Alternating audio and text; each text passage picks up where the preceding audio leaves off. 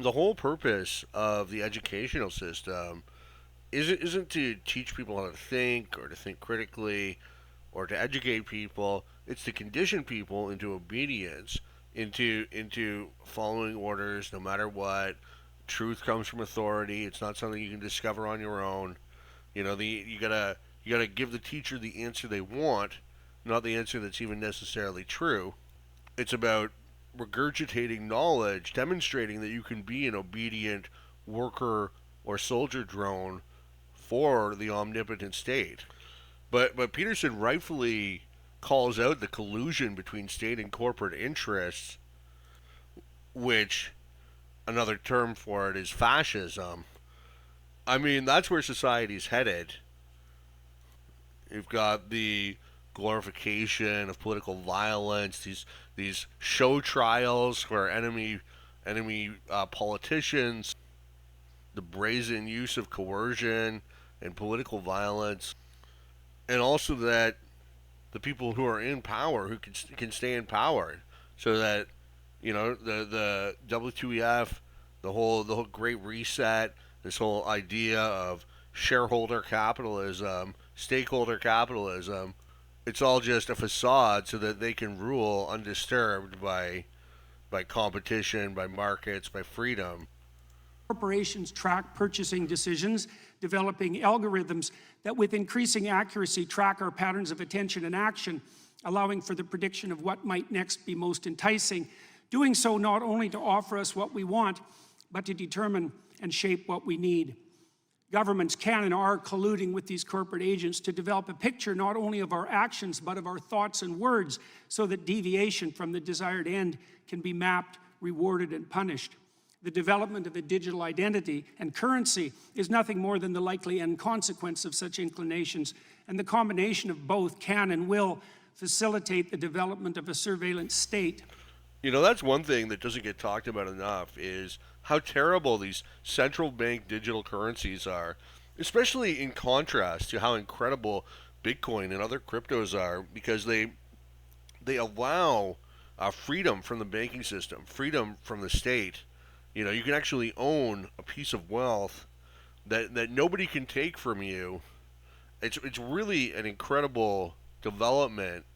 Bitcoin, it allows you to make transactions with people around the world that you don't even know. You don't have to trust them. It's finite, non-inflationary. Basically, it's not going to degrade. I mean, it's electronic. The scope of which optimistic pessimists of totalitarianism such as George Orwell could scarcely imagine. The new AI systems, which are so rapidly emerging, do nothing but increase this danger, providing for the possibility of a super surveillance. And this whole subject of totalitarianism is so important because it was just a fraction of an eye, of an eye blink in the scope of human history, or in the scope of evolutionary history, that we had totalitarian. I mean, there's totalitarian regimes to this day on this planet. China's totalitarian, Cuba's totalitarian, North Korea's totalitarian. There's probably more. So, I mean, but it Germany prior to the Nazis taking over was your typical Western liberal democracy. I mean, we are still so close to succumbing to this danger of having a totalitarian state. I mean, people are constantly trying to expand the power of the state. Here in Canada, they just passed pharmacare. They want to they want to just expand government continually until the state has tremendous power, and you reach a critical mass point at which there's no going back. I mean, how does anybody expect that to become anything but totalitarian?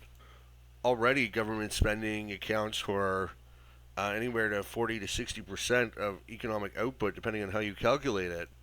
So I think it's so incredible what Peterson is doing here, spotlighting the danger of this Orwellian surveillance state, of collusion between big tech, and big government.